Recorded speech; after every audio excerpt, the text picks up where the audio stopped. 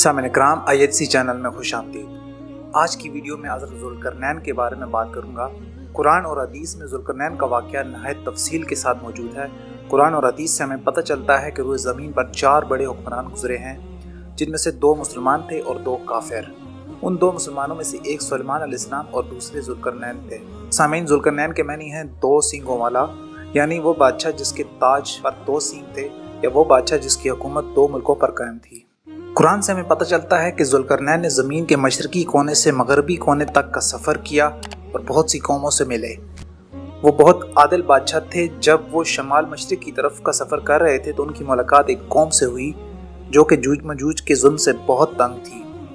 سامعین، جوج مجوج انسانوں کا ہی قبیلہ ہے۔ یہ شمال میں رہتے تھے اور کچھ یہودی مورخ جوج مجوج کو خاضر قوم کے ساتھ بھی جوڑتے ہیں جو کہ روس اور قفقاز پر حکومت کرتی تھی۔ ڈاکٹر عمران حسین کا بھی جوج مجوج کے بارے میں یہی اوپینین ہے۔ جوج مجوج زمین پر بہت قتل و غارت کرتے تھے۔ وہ تعداد میں بہت زیادہ تھے، اس لیے ان کا مقابلہ کرنا ممکن نہیں تھا۔ یہی وجہ ہے کہ ذوالقرنین نے اس قوم اور جوج مجوج کے درمیان ایک سیسا پلائی دیوار بنا دی جس کو توڑنا ان کے لیے ممکن نہیں تھا۔ اس طرح اللہ نے ذوالقرنین کے سبب اس قوم کو جوج مجوج کے ظلم سے نجات دی۔ سامعین، یہ سب تو ہمیں قرآن اور حدیث سے پتہ چل گیا، لیکن ہمیں یہ نہیں پتہ چلتا کہ ذوالقرنین اصل میں تھے کون، ان کا زمانہ کون سا تھا، کیا وہ نبی تھے یا صرف ولی اللہ، کیا ذوالقرنین ان کا ٹائٹل تھا یا یہ ان کا نام تھا۔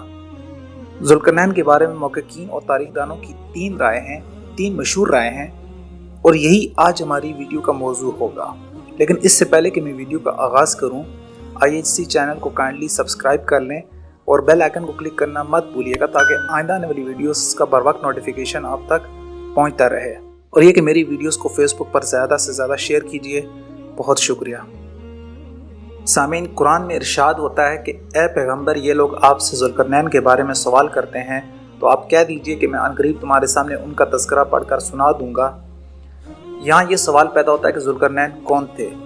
جس ذوالقرنین کا قرآن مجید میں ذکر ہے، تاریخی طور پر وہ کون شخص ہے، اور تاریخ کی مشہور شخصیات میں سے یہ داستان کس پر فٹ آتی ہے؟ اس بارے میں مفسرین کے درمیان اختلاف ہے اور بہت سے نظریات پیش کیے گئے ہیں۔ میں ان میں سے 3 اہم نظریات کو آپ کے سامنے رکھوں گا۔ پہلا نظریہ سکندر یونانی کے بارے میں ہے، یعنی الیگزینڈر دی گریٹ۔ سکندر اعظم نے اپنی باپ کی موت کے بعد روم، مغرب اور مصر پر تسلط حاصل کر لیا۔ اس نے اسکندریہ کا شہر آباد کیا، پھر شام اور بیت المقدس پر اپنا اقتدار قائم کیا۔ وہاں سے وہ ارمنستان، عراق اور ایران کو فتح کرتا ہوا پھر ہندوستان اور چین گیا، اور وہاں سے پھر پلٹ کر خراسان آیا۔ اس نے بہت سے نئے شہروں کی بنیاد رکھی اور پھر عراق آ گیا۔ عراق آنے کے بعد وہ بیمار ہو گیا اور یہیں اس کی موت واقع ہو گئی۔ محققین کے مطابق اس کی عمر 36 برس تھی جب اس کی موت واقع ہوئی۔ اس کو اسکندریہ کے شہر میں جا کر دفنا دیا گیا۔ بعض مورخین اس بات کے قائل ہیں کہ اس نظریے کو سب سے پہلے پیش کرنے والے شیخ ابو علی سینا ہیں، جنہوں نے اپنی کتاب شفا میں اس کا ذکر کیا ہے۔ اب آتے ہیں دوسرے نظریے کی طرف۔ دوسرا نظریہ یہ ہے کہ ذوالقرنین یمن کا ایک بادشاہ تھا۔ اس نظریے کے حق میں ابن حشام اور البیرونی نے اپنی کتابوں میں لکھا ہے۔ اس کے علاوہ یمن کے شعراء اور زمانہ جاہلیت کے بعض شعراء کے کلام سے بھی یہ پتہ چلتا ہے کہ ذوالقرنین یمن سے تھے۔ سامعین، تیسرا نظریہ جس کو ہندوستان کے بعض علماء نے بھی بیان کیا ہے، اس نظریے کے مطابق ذوالقرنین ایران کے بادشاہ سائرس اعظم تھے، جن کو پرشین زبان میں کورش کبیر بھی کہا جاتا ہے۔ سامعین، پہلے 2 نظریے جو میں نے بیان کیے، ان کے بارے میں تاریخی حوالات کچھ زیادہ نہیں ملتے۔ اس کے علاوہ قرآن مجید نے ذوالقرنین کے بارے میں جو صفات بیان کیے ہیں، ان کا حامل سکندر اعظم یا یمن کا بادشاہ بالکل نہیں ہو سکتا۔ اس کے علاوہ یمن کے بادشاہ نے جو دیوار تعمیر کی تھی وہ ذوالقرنین کی دیوار سے بہت مختلف ہے۔ آئیے اب ذرا تیسرے نظریے پر بحث کرتے ہیں۔ پہلی بات تو یہ کہ ذوالقرنین کے معنی ہیں 2 سینگوں والا، یعنی یہاں سوال یہ پیدا ہوتا ہے کہ اسے یہ نام کیوں دیا گیا۔ بعض لوگوں کا خیال ہے کہ یہ نام اس لیے پڑا کہ وہ دنیا کے مشرق سے مغرب تک کا سفر کر چکے تھے، جبکہ بعض کہتے ہیں کہ انہوں نے 2 قرن کی زندگی گزاری، اور کچھ کہتے ہیں کہ انہوں نے 2 قرن پر حکومت کی۔ بعض لوگ یہ بھی کہتے ہیں کہ ان کے سر کے دونوں طرف ایک خاص قسم کا غبار تھا، اسی وجہ سے ان کا نام ذوالقرنین مشہور ہو گیا۔ بعض لوگوں کا خیال ہے کہ ان کے سر پر ایک تاج تھا جس کے اندر 2 شاخیں تھیں، لہٰذا اسی لیے ان کا نام ذوالقرنین پڑ گیا۔ سامعین، قرآن پاک سے ہمیں معلوم ہوتا ہے کہ ذوالقرنین بہت ہی اچھی صفات کے مالک تھے۔ انہوں نے 3 اہم جگہوں پر لشکر کشی کی۔ پہلے مغرب کی طرف، پھر مشرق کی طرف، اور آخر میں ایک ایسے علاقے کی طرف جہاں ایک کوہستانی درہ موجود تھا۔ ان سفروں میں وہ مختلف قوموں سے ملے۔ وہ ایک مرد مومن تھے اور عدل کا دامن کبھی ہاتھ سے نہیں چھوڑتے تھے، اسی لیے ان پر اللہ تعالیٰ کا خاص کرم تھا۔ وہ نیک لوگوں کے دوست اور ظالموں کے دشمن تھے۔ انہیں دنیا کے مال و دولت سے کوئی لگاؤ نہیں تھا اور وہ اللہ پر کامل بھروسہ رکھتے تھے۔ انہوں نے جوج مجوج سے ایک قوم کو بچانے کے لیے ایک دیوار تعمیر کی جو کہ اینٹ اور پتھر کی بجائے لوہے اور تانبے سے بنی ہوئی تھی۔ اب یہاں سوال یہ پیدا ہوتا ہے کہ جوج مجوج کون تھے؟ قرآن اور حدیث سے تو ہمیں اس کے بارے میں زیادہ روایات نہیں ملتی، لیکن اگر اسرائیلیات کا جائزہ لیں تو ہمیں پتہ چلتا ہے کہ جوج مجوج خاضر قوم تھی۔ اس زمانے میں روس اور شمالی علاقوں پر مشتمل ایک بہت طاقتور سلطنت تھی جس کو خاضر امپائر کہتے تھے۔ خیر، یہ ایک وسیع ٹاپک ہے اور اس پر کسی اور دن ویڈیو بناؤں گا۔ واپس آتے ہیں تیسرے نظریے کی طرف، یعنی کہ سائرس اعظم ہی ذوالقرنین ہیں۔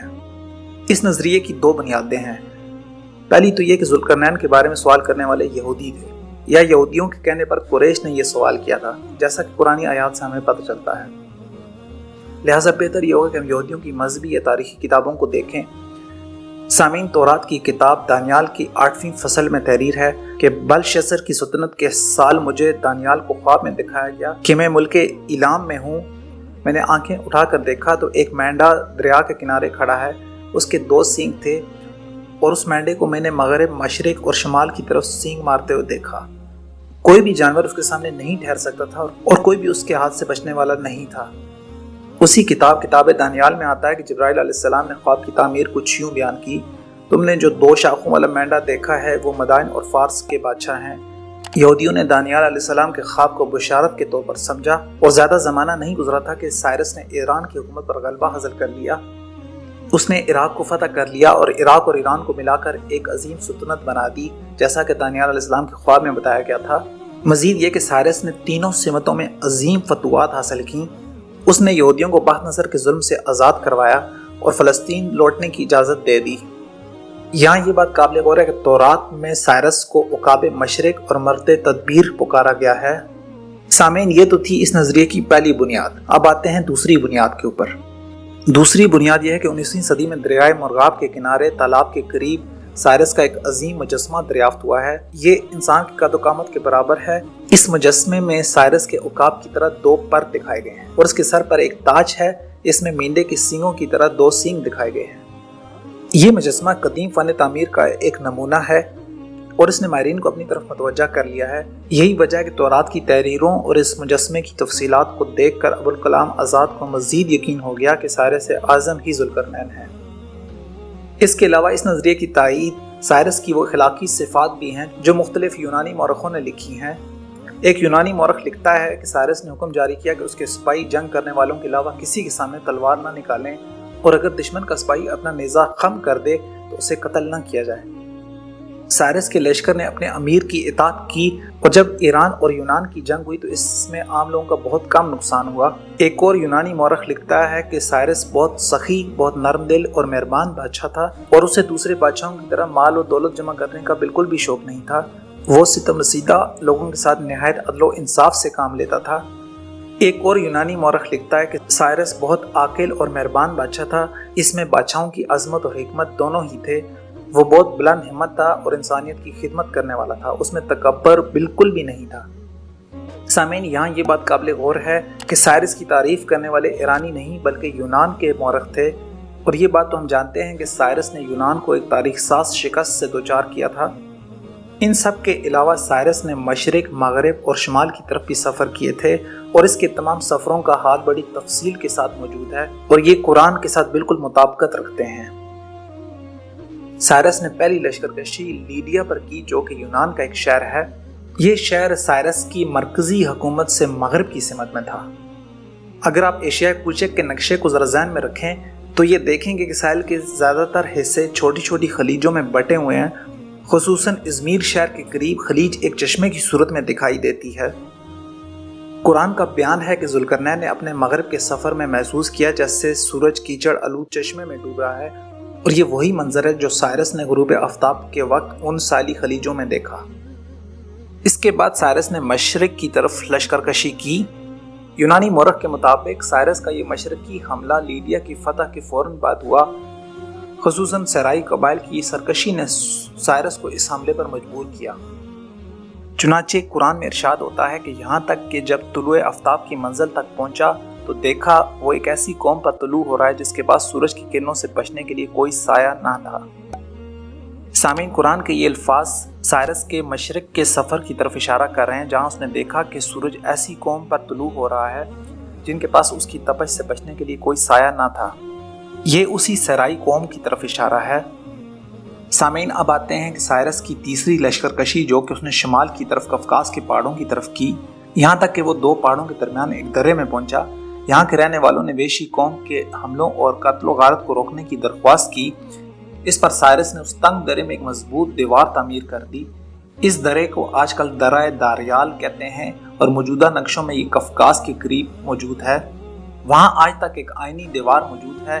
مورخین کے نزدیک یہ وہی دیوار تھی جو سائرس نے تعمیر کی، اور قرآن مجید نے ذوالقرنین کی دیوار کے جو اوصاف بیان کیے ہیں وہ مکمل طور پر اس پر فٹ آتے ہیں۔ اگرچہ اس تیسرے نظریے میں بھی بہت سی کمزوریاں ہیں، لیکن آج تک ذوالقرنین کی تاریخ کے بارے میں جتنے بھی نظریات پیش کیے گئے ہیں ان میں سب سے بہتر یہی نظریہ ہے۔ اسی کے ساتھ آج کی ویڈیو کو اختتام دیتا ہوں۔ ویڈیو پسند آنے کی صورت میں لائک ضرور کیجیے گا اور ہمارے چینل کو سبسکرائب کرنا اور بیل آئیکن پر کلک کرنا مت بھولیے گا، اور ہاں، کمنٹ باکس میں اپنی رائے کا اظہار ضرور کیجیے گا۔ اپنا بہت بہت خیال رکھیے۔ ISC چینل دیکھتے رہیے۔ اگلی ویڈیو آنے تک اللہ حافظ۔